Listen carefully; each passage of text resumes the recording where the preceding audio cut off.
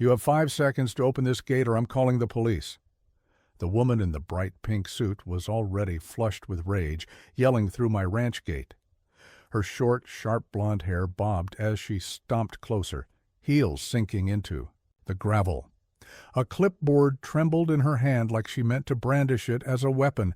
Her eyes bulged, veins standing out like she was seconds from a stroke. "I don't care if you're not in the HOA," she screeched. "The community has a right to inspect every parcel of this land." I stood with my arms crossed. I'd told her 10 times already. This was private property. I wasn't part of her HOA. I'd never signed a thing, never paid a cent.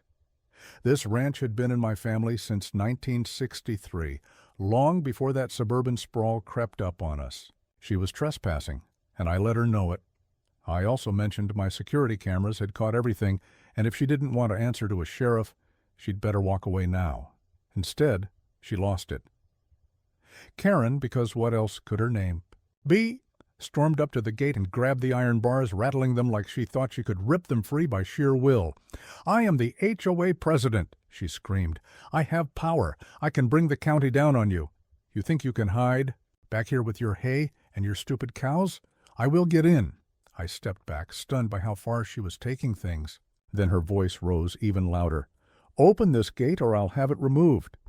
She pulled out her phone and made a call right there. "Yes, this is Miss Davenport, HOA president of Ridgway Valley Estates. I need a gate, forcefully removed. From unauthorized access land? Yes, immediately. I'll supervise the demolition myself." I just blinked. Demolition? Was this woman serious? But before I could even respond, 2 large pickup trucks pulled up behind her. One had chains and tools in the bed. The other carried 3 men in yellow vests. My jaw hit the floor. She was actually about to tear down my ranch gate. One of the workers started unhooking a chain, stepping toward the gate like this was just another day on the job. That's when I turned and ran back toward the house, not out of fear, but to grab my phone, my camera, and most importantly, my shotgun. Let me back up and explain how all of this started. It began 3 weeks earlier when I moved back into my grandfather's old ranch just outside of town. I'd spent the last 8 years stuck in a draining 9-to-5 accounting job in Chicago, slowly losing any sense of joy or purpose. When my grandfather passed away, he left me this ranch in his will. From the moment I stepped onto the gravel driveway, it felt like home. Sure, it needed work, but it was peaceful and wide open, far removed from the chaos of city life. The ranch wasn't part of any new development. It sat about 500 yards from the edge of Ridgway Valley Estates, a fancy gated community with identical houses, white mailboxes, and manicured lawns. But that place had nothing to do with me. Different zoning, different land entirely. My grandfather had fought to keep this place out of the suburban sprawl.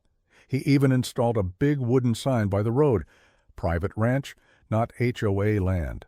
Apparently, that didn't stop Ridgway's residents from pretending otherwise. The first strange thing happened during my second week there. I found a flyer taped to my mailbox. Community notice. All residents must comply with Ridgway landscaping guidelines. HOA inspection scheduled. I crumpled it and tossed it in the trash. A few days later, I stepped outside to see a white Lexus parked in my dirt driveway. A woman in her 50s stood beside it, tight smile on her face, measuring tape in one hand and a notepad in the other. "Hi there," she called out like we were lifelong neighbors. "Just doing routine property measurements." "For what?" I asked. "For HOA record," she said, then hesitated.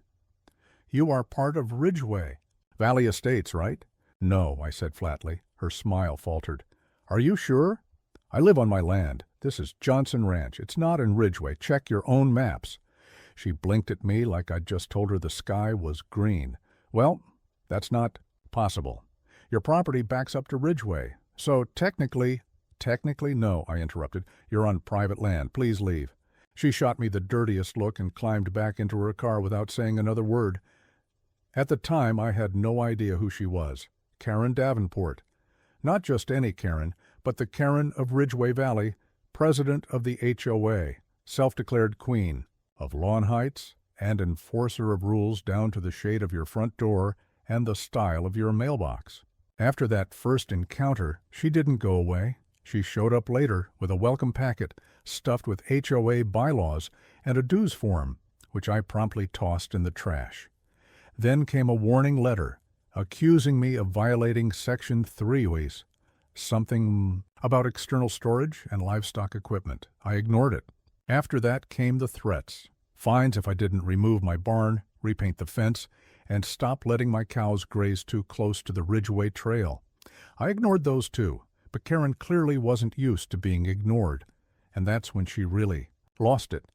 Luckily, I'd just installed a security system, solar-powered cameras on the fence, floodlights at the gate, even a loudspeaker by the barn.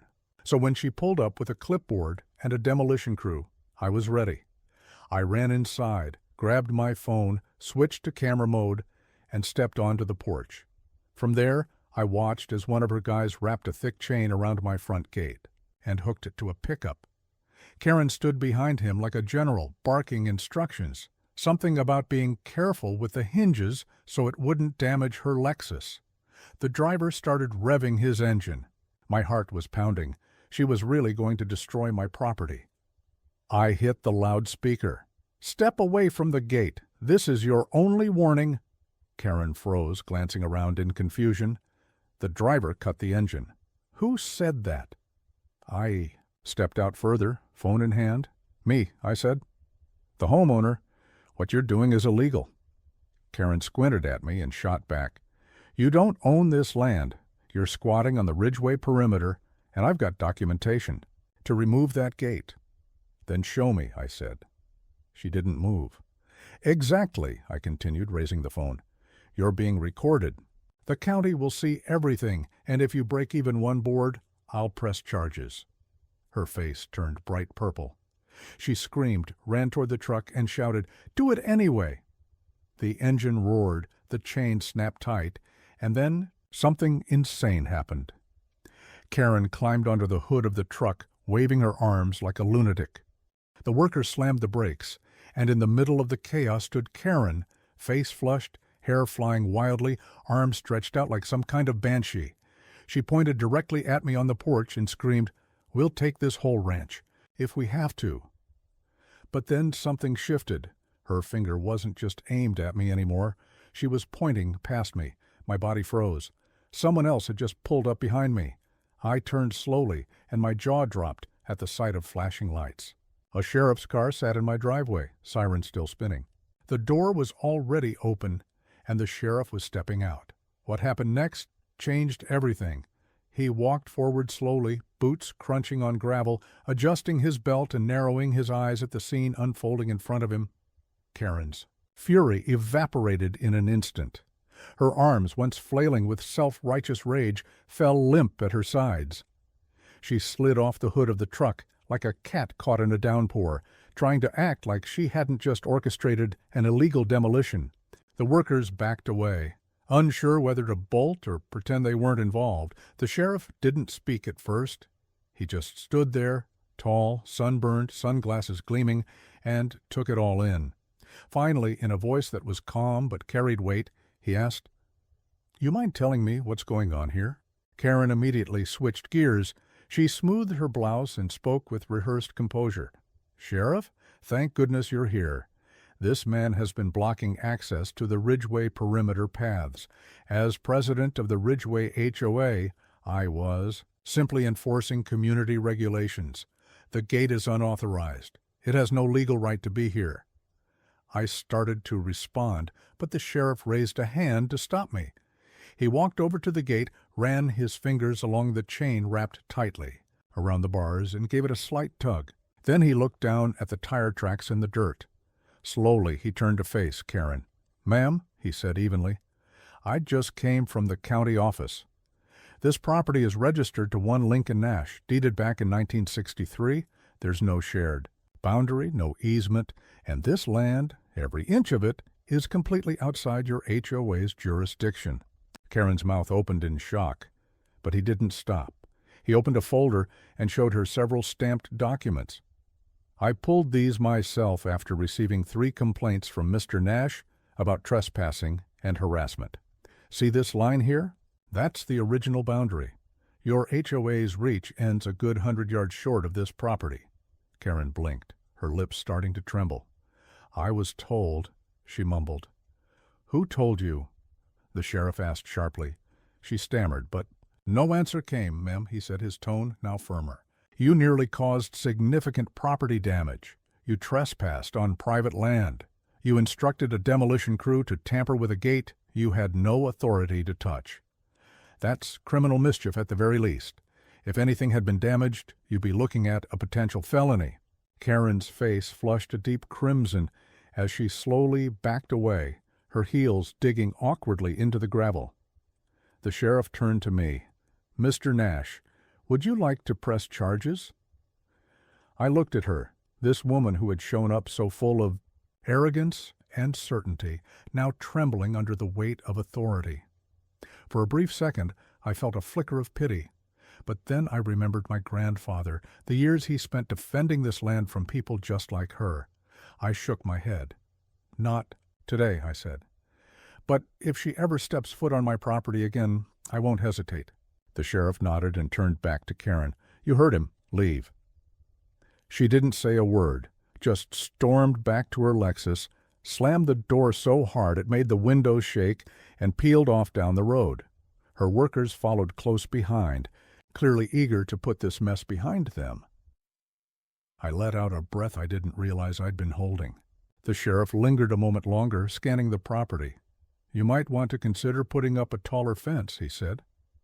People from those HOAs tend to think the rules only apply to everyone else. You were lucky this time. Appreciate it, Sheriff, I said. He gave me a short nod, tipped his hat, and climbed into his cruiser. Dust trailed behind his tires as he disappeared down the road. The days that followed were quiet.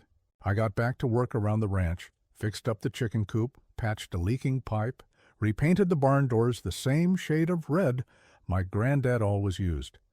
I even planted sunflowers near the fence line, a quiet tribute to Grandma May. Not a peep from Ridgeway. No more visits, no more notes, no more drama. Then, one afternoon, someone knocked at the door. It was a boy, maybe 16, lanky, with shaggy brown hair and an uneasy look in his eyes. Hi, he said. I'm Tyler. I live in Ridgeway. My mom's in the HOA. He paused. Actually, she's the president, I stiffened. Karen's your mom. He gave a sheepish nod. Yeah, look, I just wanted to say I'm sorry for what she did. She hasn't been herself since my dad left last year. Ever since then, it's like she needs to control everything, the neighborhood, the people. She saw your place all open and wild and freaked out. Said it was a threat. That doesn't make it okay, I said. I know, he replied quickly. I'm not trying to make excuses. I just wanted you to know she's not some villain. She's just lost. I watched him for a moment, then gave a slow nod. Thanks for coming by. You want some lemonade? He gave a small smile. Yeah, that'd be nice. We sat on the porch, sipping lemonade in the fading light. He told me about life in Ridgeway, how strict the rules were, how his basketball hoop got flagged, how his mom once fined a neighbor over planting the wrong flowers. I couldn't believe people lived like that, trapped behind white fences and regulations. After a while, he stood up to leave. I thought, maybe, just maybe, the worst was behind us. I was wrong. The next morning, I found something shoved under the front gate, a crumpled piece of paper, handwritten in jagged black ink. You may have won the first battle, but the HOA has lawyers, power, and friends in zoning. You can't hide forever. We'll make sure of it. It wasn't signed, but it didn't have to be. I knew exactly who had sent the note. I stared at the sky for a moment, then back toward my quiet, sunlit ranch. This wasn't over. Far from it. I folded the paper, tucked it into my pocket, and started walking back to the barn. But halfway there, I froze. Out across the back field, just along the curve where the Ridgeway Trail skirted the fence line, a group of men in orange construction vests were moving through the grass, planting small orange flags in the soil. One of them hammered a stake into the dirt on my side of the fence. My chest tightened. They weren't just looking to tear down a gate this time. They were preparing to build on my land, to take it. The rake slipped from my hands. I didn't even feel it hit the ground. I took off across the field, boots pounding the earth, dust and sunflower petals swirling behind me in the wind. As I got closer, the men looked like a swarm of surveyors from a foreign army, driving markers like they were laying claim to a new colony. "Hey!" I shouted. One of them, broad-shouldered, sunglasses, bright neon vest, didn't even look. Up at first. "Morning," he muttered, lining up another stake. I grabbed it mid-swing, yanking it from his grip. "You're on private property. Who gave you permission to be here?" He stood up straighter, clearly annoyed. "We've got permits. HOA sent us. We're laying out the new Ridgeway perimeter fence, supposed to run all the way to the trailhead." "Fence?" I stared at him. "This is my land. That trail's 20 feet off the property line. I've got the original deed and a certified survey to prove it," he shrugged. "Not my job to argue, sir. We just follow orders." I held up the stake like a weapon. "Well, your orders are garbage. If you don't want to see the sheriff, again, I suggest you and your crew pack it up and move off this field." He stared at me, jaw tightening, then turned toward a white pickup parked just beyond the fence. And sitting in the driver's seat like the queen overseeing a chess match was Karen, of course. She stepped out slowly, composed as ever, sunglasses resting on her head and a thick folder in her hand. "Mr. Nash," she called sweetly. "There's no need to raise your voice. We're simply updating the perimeter fencing for safety reasons." "This isn't your land," I snapped. Her plastic smile didn't budge. "Actually, it is. We had the zoning office review the new community expansion plan. The board approved it last week, and the boundaries have been redrawn accordingly." My stomach dropped. "That's not legal." "It is now," she said, brushing an invisible speck off her blouse.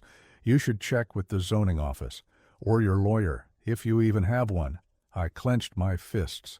"You forged something, or paid someone off."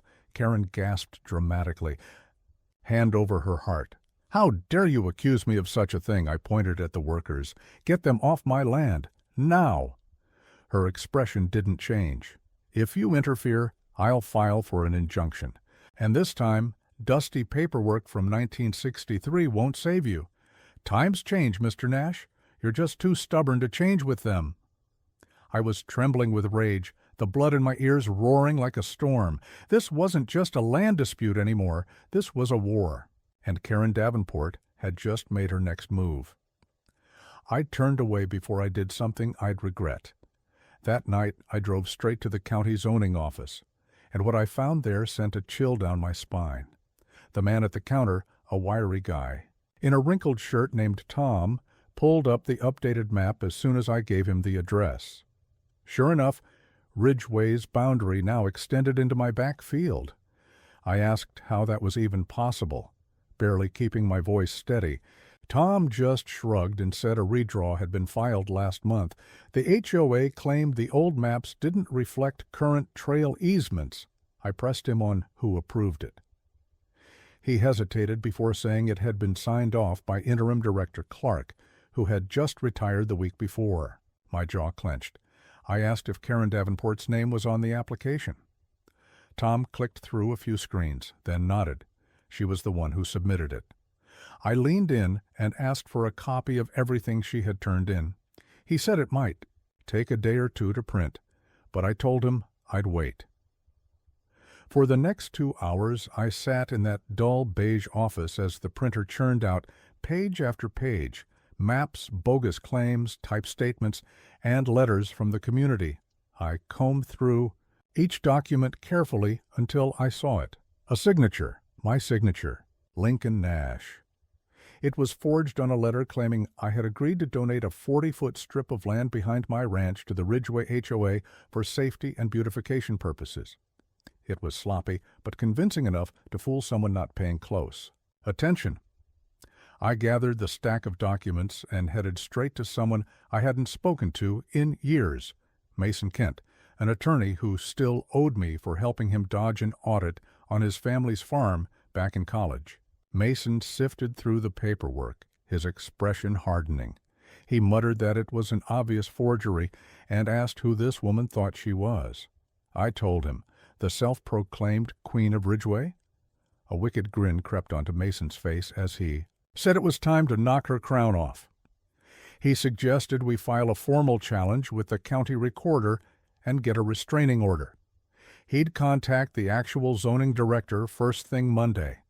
My heart finally began to settle. I thanked him, but he warned me not to relax just yet. Karen didn't sound like someone who backed down easily, and he was right. The next day, back at the ranch, something felt off. The cows were agitated, the chickens were louder than usual, and when I rounded the side of the barn, I saw why. My fence had been slashed clean through. A wide, gaping opening yawned toward the trail like a fresh wound. I sprinted to the house and pulled up the camera feed. What I saw made my blood run. Cold. Karen, wearing a hoodie, crouched at the fence line with wire cutters in hand, quietly laughing to herself. The timestamp read 3:42 a.m. She had come in the dead of night to sabotage my property. My fists trembled as I stared at the screen. This wasn't just about zoning anymore. This was personal. This was war. By the time the sun rose, I was all ready, loading fresh rolls of barbed wire into the back of my truck. I wasn't just patching the fence. I was building a wall. But before I could finish setting the first post, the crunch of tires on gravel pulled my attention toward the drive. A black SUV with tinted windows and out-of-state plates rolled in. Two men in stiff suits stepped out, carrying briefcases. They didn't look like Ridgeway locals. They looked like predators. One of them approached and extended a pale hand. "Mr. Nash, my name is Trevor Hall. I represent Ridgeway Valley Estates and Ms. Karen Davenport." I didn't shake his hand. "I'm not part of Ridgeway," I said flatly, "and you're trespassing." He smirked. "According to the newly filed boundary lines and our client's agreement." "You mean the forged agreement?" I cut in. The second man, shorter and heavier, stepped forward. "Our client maintains that you gave verbal consent. The documents simply reflect that understanding. Until this is resolved through civil channels, we ask that you vacate the disputed section." I stared them down. "And if I don't?" Trevor's smile faded. "Then a judge may view that as contempt, which I'm sure you're aware won't play well in court." I took a slow, deliberate step closer. Let me make something clear. That land's been in my family for generations. I've got the HOA original deeds, signed, sealed, and recorded. Your client broke in, vandalized my fence, and forged my signature. So go ahead, take it to court. I dare you." The stocky one shifted, visibly uneasy. Trevor adjusted his tie, gave a tight nod, and turned back to the SUV. "You'll be hearing from us, Mr. Nash." The tires spun up gravel as they drove off. I stood alone in the middle of my field, chest heaving, heart pounding like a war drum. That wasn't just a visit. It was a shot across the bow. Karen had escalated this to full-on legal warfare. I immediately called Mason and told him everything. "She's trying to paper-push you into submission," he said. "Classic HOA strategy, but they screwed up by showing their hand this early. Send me the footage of her cutting the fence. That changes everything." That night I sat at my laptop editing the footage. I slowed it down, enhanced the sound, zoomed in on her face. Karen was humming, calm, pleased with herself, like she was doing something righteous. I uploaded the video to a shared drive and sent it over to Mason. The next morning he called back, laughing. "You just won round one." He'd already forwarded the footage to the zoning office, attached a notarized affidavit about the forged documents, and submitted a formal complaint to the sheriff's department. Best of all, he filed for a temporary restraining order against Karen Davenport, and it had been approved. Karen was now legally barred from coming within 200 feet of my property. That night, I finally breathed a little easier. For the first time in weeks, I thought maybe, just maybe, I could relax. But Ridgeway wasn't done. 3 days later, I was brushing down my old mare June in the stables when I heard a strange sound. A low, steady rumble. I stepped outside and froze. A bulldozer was crawling toward my pasture, flanked by 2 dump trucks and a cement mixer. Behind them, a Ridgeway Valley Estates perimeter beautification banner flapped in the wind. The same crew from before was back, holding shovels and clipboards like it was just another day at work. I sprinted to the gate, waving my arms. "What the hell do you think you're doing?" I shouted. One of the workers called back, "Just prepping the grounds for the new HOA community garden." My jaw nearly hit the dirt. "On my pasture? On my land?" A tall man in a blue hard hat stepped forward and said, "We were told this area now falls under Ridgeway HOA. Our orders are to break ground today and begin Phase 1, concrete paths, planters, the whole package." I didn't hesitate. I ran to the porch, grabbed my bullhorn, and turned it up to full volume. "Attention! You're trespassing on private property.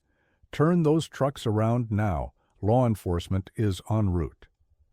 The rumble stopped as the bulldozer operator froze, but the man in the hard hat called back, "We have zoning approval." I didn't argue. I dialed the sheriff immediately. Thankfully, it was the same officer I'd spoken with before. "Yep," he said calmly. "We've already got your lawyer's report. Karen's trying to play games, but a restraining order and trespass laws. Beat zoning paperwork any day. I'm sending someone now." Half an hour later, sirens lit up the field. The trucks were escorted off my land, and the crew was given a firm warning. But just as I was about to head back inside, something caught my eye. As the vehicles pulled away, they left something behind, something that made my blood boil. A metal stake had been driven deep into my soil, topped with a little sign that read, "Ridgeway Future Development, Lot Number 67. They were already carving up my land, pretending it was theirs, erasing me like I was never here. I yanked the stake out with my bare hands and snapped it in half. That night, sleep was out of the question. I sat on the porch with a flashlight in one hand and my old Remington rifle across my lap. The stars blinked overhead. The crickets sang like nothing had changed. But everything had. This wasn't just about land anymore. This was about legacy, about principle. I wasn't going to let some HOA president with a God complex rewrite my family's history and claim what my grandfather built with his own hands. The next morning, I went public. I drove into town and found a local reporter named Abby Grant. I told her everything, from the forgery and the fence cutting to the bulldozers and the restraining order. I showed her the footage, the documents, the broken stake. She raised an eyebrow and said, "This is something people need to hear." That night, she published the story. Local rancher battles HOA over property. Takeover, forgery, fences, and bulldozers. The article lit a spark. Within 48 hours, 3 more outlets picked it up. Then a state news channel followed. The story spread like wildfire. And that's when Ridgeway made its boldest move yet.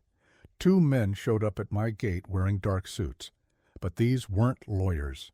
They were code enforcement officers. One held a clipboard, the other a citation pad. "Mr. Nash," the taller one said, "we're here to conduct an inspection. Ridgeway HOA has filed formal complaints about non-compliant structures, livestock, waste runoff, and unsafe fencing." I stared at them, speechless for a second. "You've got to be kidding me." "It's standard protocol," the tall one replied. "The HOA claims this land is now within their extended jurisdiction." I let out a dry laugh. "And if I say no?" The shorter man spoke this time. "Then we're required to file the citations.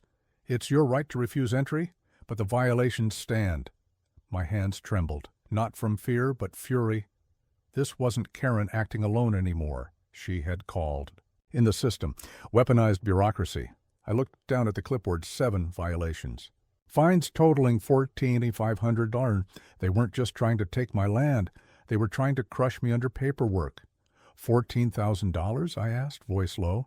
"That barn has stood for 60 years. That runoff is rainwater. And that fence is the same wood my granddad hammered in himself." The taller officer looked away. "We're just responding to community-reported issues." "From who?" I snapped, though I already knew. Ridgeway Valley Estates HOA, he confirmed. Specifically, Ms. Davenport. Of course you can appeal, sir, the shorter man said, but until then, the citations are active on the county file. You might want to consult a compliance officer to avoid escalation. That was when it hit me. This wasn't random. It was a script. Karen was playing chess with county agencies using their authority like pawns to wear me down. I refused to sign a damn thing, took the papers, and sent them packing. By the time I got back inside, Mason was calling. I saw the article, he said before I could speak. And I just got a call from a friend in the building department. Karen's team filed a formal petition to annex your land into Ridgeway's charter. I sat down, heart pounding. Can they even do that? Not legally. But they're trying to piggyback it on a road repair project and label it Community Infrastructure Alignment. It's shady but not bulletproof. I went quiet. They're coming from every angle, Mason. I know, he said. But you've got something they don't. Proof. That video of Karen cutting your fence? It went viral after the article. I've already heard from 2 county council members who want to talk. They're furious. For the first time in weeks, I felt something I hadn't in a while. Hope. Not just because the public was watching, but because Karen's arrogance had finally backed her into a corner. She didn't know when to stop. And that just might be her downfall. She couldn't help herself. And the more attention she drew, the worse it got. The very next day, Tyler showed up again, breathless, his bike skidding to a stop near my porch. I need to talk to you, he said, wide-eyed. I brought him a cold lemonade, same as before, but this time his hands were shaking too hard to hold the glass steady. My mom, she's getting worse, he said. She's got files on you, your granddad, even your cousins in Kentucky. She's been up every night at the kitchen table with zoning maps and phone calls. She keeps saying this ranch is hers now, that Lincoln is just in the way of progress. Like she's building some kind of empire. I wiped the sweat from my brow and sighed. Tyler looked down. She tried to make me lie to the HOA board. Said if I wrote a statement saying you agreed to join the HOA last year, she'd fix everything. Said it would all go away. I didn't say anything for a moment, just watched him. Then I finally nodded. You did the right thing, Tyler. Your mom's lost in this, but you don't have to follow her. His eyes welled up a little, and then he reached into his backpack. I think you should have this, he said, pulling out a USB drive. She left it out. I don't think she meant to. That night, I plugged it into my laptop, and what I found made my stomach churn. Dozens of audio recordings, Karen's voice crystal clear in meetings, on phone calls, even voice memos to herself. I'll push him out slowly, she said in one clip. He won't last once the fines start. If I can't make Lincoln bend, I'll make him break. I've already got the code guys in my pocket. The rest is just paperwork. It was damning, and it was exactly what we needed. I sent everything to Mason, my lawyer. 5 minutes later, he replied, "This is checkmate." The next day, Mason filed the lawsuit. Harassment, forgery, attempted annexation, conspiracy to commit property fraud. We included everything, audio, footage, fake documents. Then we made it public. The article was updated. HOA president caught on tape plotting land takeover. Rancher fights back with legal firestorm. It blew up. Local news vans parked outside my ranch. Ridgeway homeowners started whispering. Some even emailed me to apologize, saying they'd had enough of Karen's reign. It felt like momentum. It felt like justice. But Karen wasn't done. She was unraveling. 2 days later, she violated the restraining order. I found her in the back of my barn, dressed head to toe in black, holding a tape measure and a clipboard, calmly measuring fence post distances like she was on a Sunday stroll. "You're trespassing," I said, phone recording in hand. She didn't look up. This land was promised to the community, promised to me. I raised my voice. "Get off my property, Karen." She kept scribbling until the sheriff pulled up again, same one as before. He didn't say a word, just walked over, took the clipboard from her hand, and cuffed her right there in the dirt. She screamed the whole way to the cruiser, ranting about legacies, lawsuits, how I'd regret it, but her power was gone. That night, I stood alone in the field, quiet, surrounded by sunflowers and open sky. I thought it was over. I was wrong. The next morning, a county notice was stuck to my mailbox. Thick envelope, red stamp. Urgent final notice. Inside was a letter from the zoning board. A formal announcement of intent to rezone nearly 12 acres along the western edge of my ranch for open recreational expansion. Public hearing in 3 days. Karen may have been cuffed, but someone else was still pulling strings, and they were coming for my land. Again, they were trying to reclassify my private ranch as public use land, maybe for trails, parks, or, God help me, a Ridgeway community garden. I leaned against the porch post, the letter crumpling in my hand as my fingers tightened. Even though Karen had been arrested, her influence lingered. She'd rooted herself deep in the county office, feeding lies and fake paperwork, and now those lies were bearing fruit. I called Mason.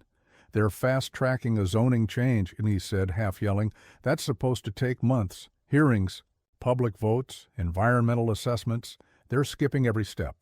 I told him the public hearing was in 3 days. He swore under his breath. "We're going to that hearing. I don't care if we have to bring every shred of evidence. I'll speak. You'll speak. We'll get every neighbor you have." I said, "Tyler's ready to testify. He has more recordings."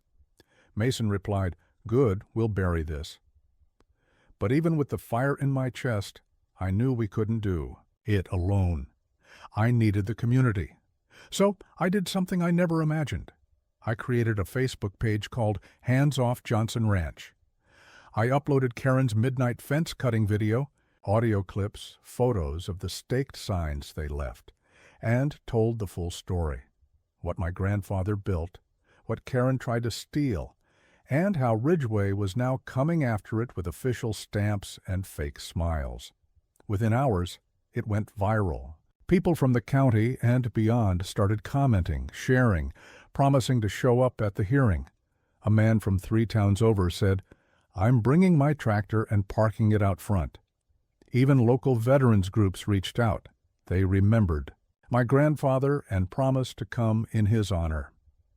By the next morning, Ridgeway's HOA board issued a public statement claiming Karen acted alone, expressing regret for the confusion, and promising a cooperative resolution with my family. But I wasn't buying it. I knew exactly who would be at that hearing: Ridgeway's new interim president, Miriam Voss, Karen's best friend, and next puppet. When the hearing day arrived, the room was packed. People lined the walls. Reporters with cameras, farmers in boots, teenagers holding Save the Ranch signs. Tyler was there too, front row, ball cap pulled low. At the center table, I sat next to Mason. Across from us, Miriam Voss adjusted her pearls and glared like I'd ruined her brunch.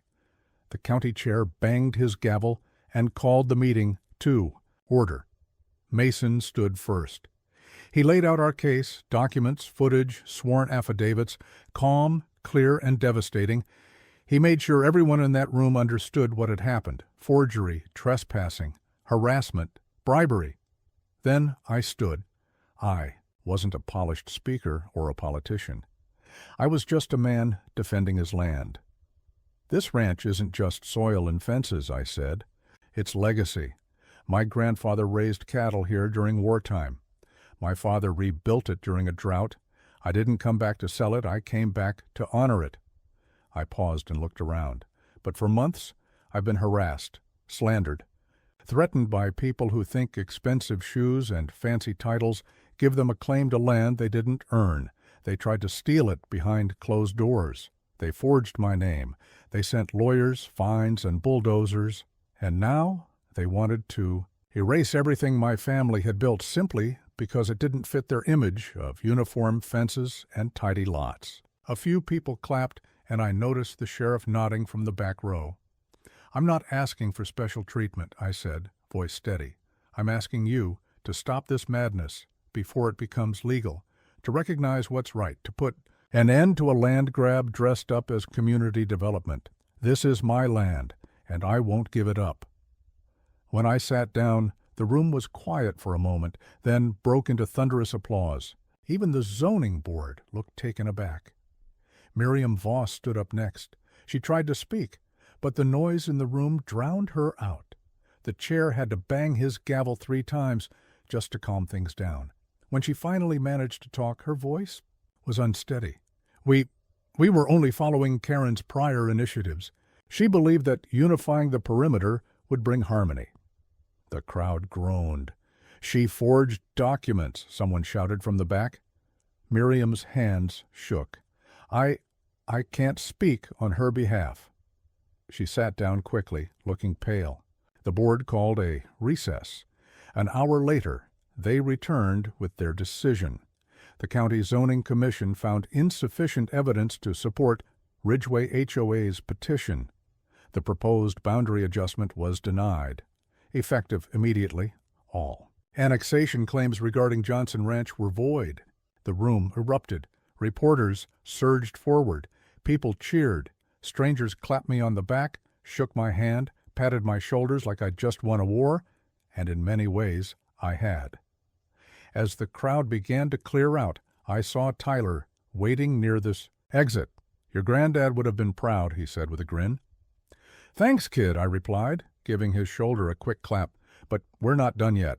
That night, Mason filed one final lawsuit, civil damages for emotional distress, property loss, legal fees, and defamation, against Karen Davenport, the Ridgeway HOA, and 3 zoning officers who had signed off on forged documents. The amount? $1.2 million. And we had the evidence to prove every penny. I was worn out, battered, but not broken. That night, I slept like a baby. But the next morning, while I sat on the porch with a cup of coffee, a Ridgeway-marked SUV rolled up just beyond the property line. A man stepped out, camera in hand, and started taking pictures of my front field, the barn, even me. He didn't say a word, just drove off. I narrowed my eyes as he disappeared down the road. The fight wasn't over, not yet. For 3 weeks, things were quiet. No threats, no letters, no suits knocking on my gate. The cows roamed peacefully, and the barn smelled like hay again instead of stress. The sunset spilled golden light across the fields, like nothing bad had ever happened here. But I stayed alert. I knew Karen's machine didn't just vanish overnight. Then, one morning, with dew still drying on the fence posts, Mason called. Bad news, he said, skipping the small talk. One of the zoning officers named in our suit had filed a countersuit for defamation. He claimed the viral article destroyed his career and exposed private government communications. I let out a bitter laugh. You mean the same guy who approved the forged documents? Yep, Mason said, and it's no coincidence. They're trying to stall the main case. Classic tactic, bury you in countersuits and bleed you dry. I looked out across the pasture, my jaw tightening. My fingers clenched tighter around the phone. They wanted to wear me down, make me give up. That's the plan, Mason said. But don't worry, I'm already drafting a motion to dismiss. We ended the call, and I sat there for a long time, staring out across the fields. That's when I made a choice. I wasn't just going to play defense anymore. I was going on the attack. Later that week, I contacted Abby Grant, the reporter who had covered the story from the start. She was now working on a follow-up series called Ranch vs. Ridgeway, The Battle for the Borderline. When she asked if I'd go on camera, I said yes. We filmed the interview right there on the ranch, the barn in the background, June munching grass off to the side. I told it all, every detail, the harassment, the forged zoning attempts, the midnight sabotage, even the bogus countersuit. The story aired statewide, and by morning, the ripple effects had already begun. Lawmakers started calling. 2 county commissioners requested full audits into Ridgeway's zoning records. A state representative emailed me directly saying they were looking into legislative changes to prevent this kind of abuse in the future. Then came the tipping point. An anonymous whistleblower from inside Ridgeway's HOA board leaked a set of emails. They showed direct coordination between Karen and the zoning officer, now suing me, planning the annexation before any paperwork even existed. That evidence blew everything open. Within days, the countersuit was dropped, Karen's civil case was fast-tracked, and the county launched a formal ethics investigation. But the moment everything truly changed was the day of the hearing. Karen looked older, thinner, shaken. Her new lawyer sat stiffly beside her. Her previous one had dropped her case. Mason presented everything: the leaked emails, audio clips, surveillance footage, forensic analysis of the forged signatures, and Tyler's sworn testimony. The weight of the truth was crushing. Karen tried to speak once, citing mental stress, but the judge cut her off. "Ms. Davenport," he said sharply, "your behavior wasn't just illegal, it was dangerous. You abused your position to target a private citizen. You forged documents. You incited trespassing. You violated public trust." Then he delivered the words I'd been waiting to hear. "The court rules in favor of Mr. Nash. Damages awarded. $1.2 million. The room fell silent. Karen slumped in her seat, eyes hollow as the gavel came down. Mason leaned toward me and whispered, "You did it." But I didn't smile. It wasn't about the money. I just wanted my life back. Outside, reporters swarmed again. Flashbulbs snapped. Microphones were shoved toward me. "Mr. Nash, what now? Will you sue Ridgway next? Will you move?" I just smiled, adjusted my hat, and said, "I'm going. Home." Back at the ranch, peace finally returned. Ridgway's HOA board underwent a total shakeup. Miriam Voss resigned. The HOA was fined for failing to oversee its leadership, and new elections were announced. Most residents wanted less power. In the HOA's hands, not more. Tyler dropped by sometimes, helping with chores after school. I gave him a part-time job feeding the goats, told him it would build character, and get him away from Ridgway for a while. One evening, as the sun dipped behind the hills, I stood, with a mug of coffee in one hand and a survey map in the other. I wasn't just repairing anymore. I was expanding. I'd bought the 10 acres west of the old barn to make sure Ridgway would never get close to my fence again. Neighbors from town offered to help rebuild the line. Some brought pies. Others sent cards, a few even left-hand-drawn signs reading, "We stand with Lincoln." I nailed one above the porch. It reminded me that even when the system feels rigged, even when it's you against the world, the truth can still win. But the battle left its mark. I don't flinch at car doors anymore or panic when someone knocks, but the cameras stay up. There's a folder in my desk drawer labeled HOA Evidence. And when someone says, "That kind of thing can't happen here," I just shake my head and say, "It already did." But I'm still here, and so is the ranch, free, untouched, and mine. The sun was setting as June whinnied in the pasture. A warm breeze rolled across the fields like a whisper from my grandfather himself. And I said it out loud, just to make sure the wind could carry it far enough. They'll never take it. Not now, not ever.